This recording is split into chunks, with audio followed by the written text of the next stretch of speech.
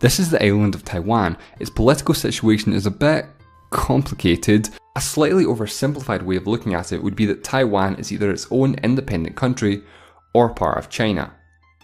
But the reason that's oversimplified is because Taiwan isn't a separatist movement. Taiwan doesn't want to secede from China because from Taiwan's perspective, they are China.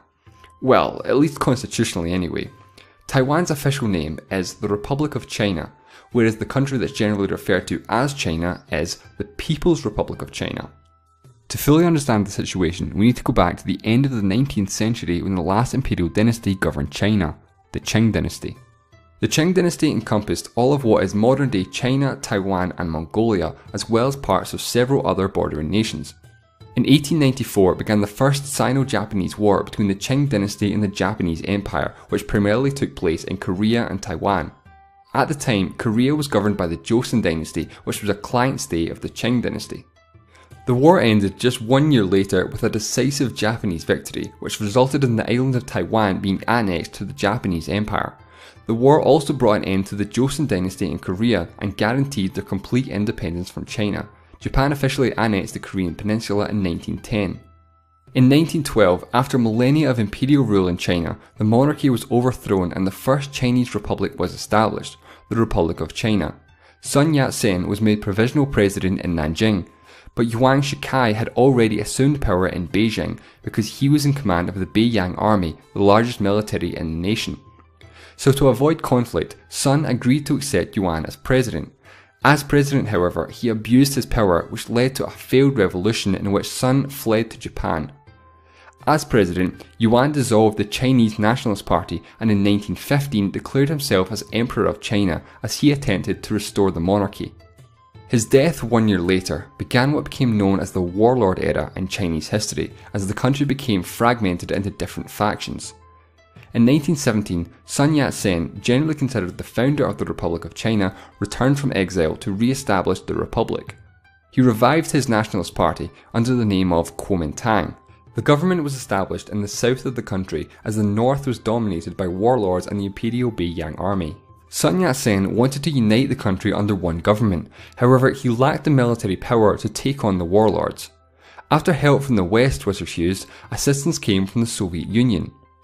In exchange for their military assistance, they asked that the Kuomintang cooperate and ally with the much smaller Chinese Communist Party. The warlord era came to an end with a 2-year military campaign called the Northern Expedition. However, before this military campaign was complete, the alliance between the nationalists and the communists began to fall apart after the death of Sun Yat-sen in 1925. The Kuomintang party split into two separate right and left-leaning factions. The left-leaning faction moves its capital to Wuhan. The original right-leaning Kuomintang party, now led by Chiang Kai-shek, took control of Nanjing and declared it their capital. The Chiang nationalists sought to purge the communists among their ranks, and in April of 1927, in what became known as the Shanghai Massacre, thousands of communists were executed by nationalist forces. The left-leaning Kuomintang faction which broke away also began executing communists, and the party ultimately collapsed, leaving the original party as the sole legitimate government of China. The execution of communists ended their alliance with the Soviet Union and led to the start of the Chinese Civil War between the nationalists and the communists. The war began in August of 1927 with the Nanchang Uprising and the founding of the Red Army, the army of the Communist Party with Mao Zedong as commander-in-chief. 4 years later, in 1931, with the Civil War still ongoing, the Empire of Japan sought to use the war as an opportunity to expand their sphere of influence by invading China. The Japanese Imperial Army invaded the east coast of China and occupied Manchuria, as well as other nearby lands. Japan installed their own puppet government and fighting continued, although it didn't escalate until all-out war between the two nations. Until 1937, when it did. Now, since the initial invasion back in 1931, the civil war in China had continued. Many nationalists had called for a temporary truce with the communists to defend China against the Japanese. However, Chiang Kai-shek, the Kuomintang leader, refused, and he wanted to continue the war against the communists. This changed in 1936 when he was kidnapped by one of his own commanders, who forced him to agree to a military alliance with the communists as they fought Japan, their common enemy. The Second Sino-Japanese War escalated as Japan pushed into the Chinese capital of Nanjing and massacred tens of thousands of civilians and soldiers. In 1941, with World War II ongoing, Japan carried out a surprise attack on Pearl Harbor.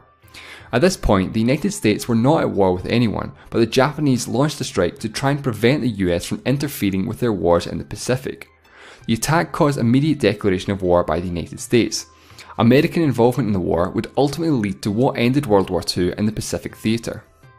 In July of 1945, in the Potsdam Declaration, the Allied forces called for Japan's unconditional surrender. In August of 1945, the United States drops 2 atomic bombs on the Japanese cities of Hiroshima and Nagasaki. Just days later, the Japanese accepted the terms of the surrender. Part of the surrender agreement included that Japan returned sovereignty of all lands that they had gained through warfare.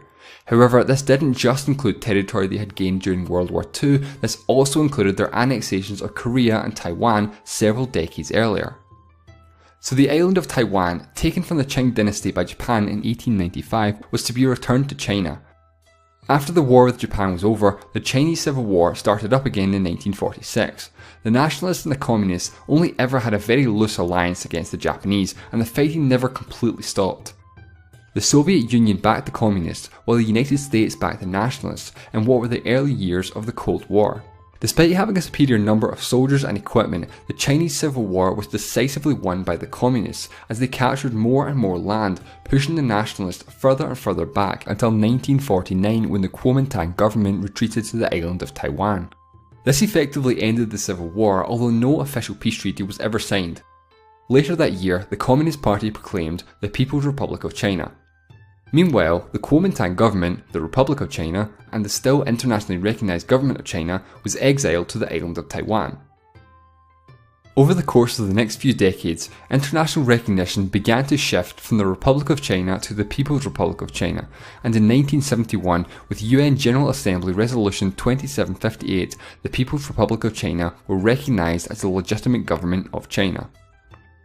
Although the United States had voted against the resolution, the US broke off diplomatic ties with the ROC in 1979. The same year, the PRC attempted to open up communication with the ROC with a proposal known as the Three Links.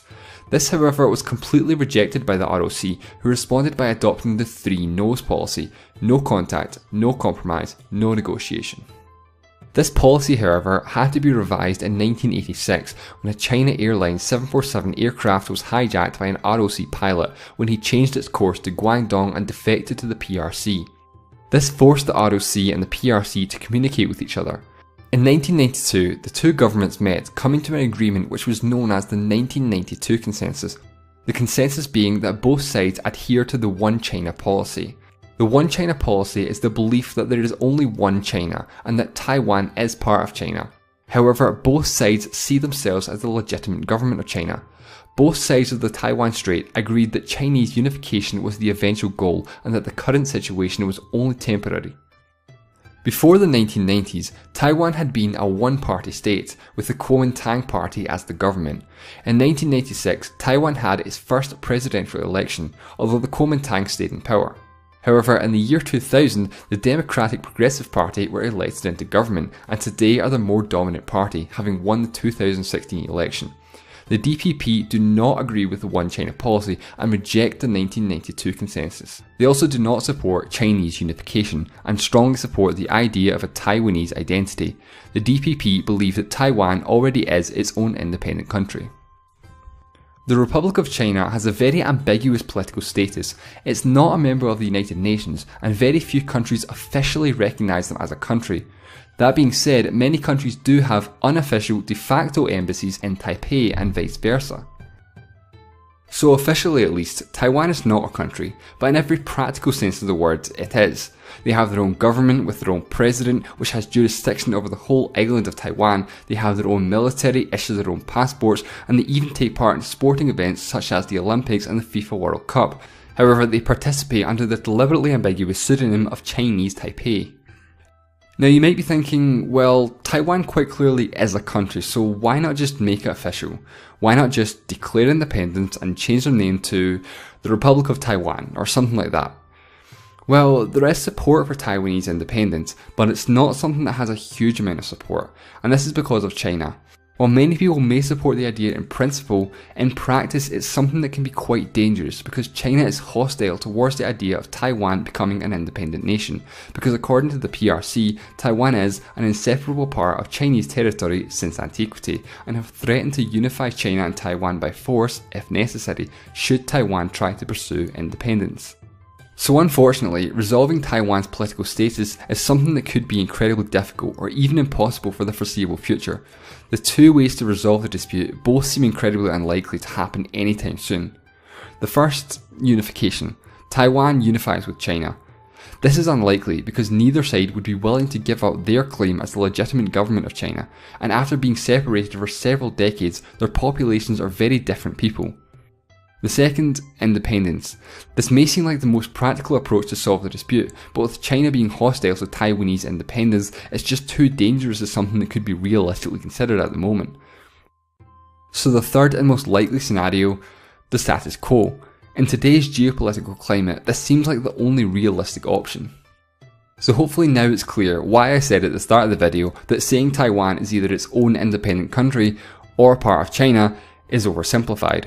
It's a much more complicated issue than that, so obviously there's no yes or no answer to the question, is Taiwan a country, because it depends on who you ask and how you define a country, etc, etc.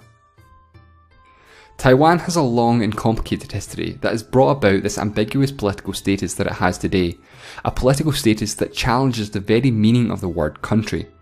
However, everyday life in Taiwan is generally unaffected and it operates like any other country in the world. The people of Taiwan live their lives like any other people, the majority of whom consider themselves Taiwanese, and the ambiguous political status has very little impact on their day-to-day lives. Nevertheless, it is unfortunate that almost every other country in the world must play along with this facade that Taiwan doesn't exist, and that the issue is generally swept under the rug rather than being discussed or debated simply because it's a controversial topic and can be uncomfortable to talk about. Thanks for watching.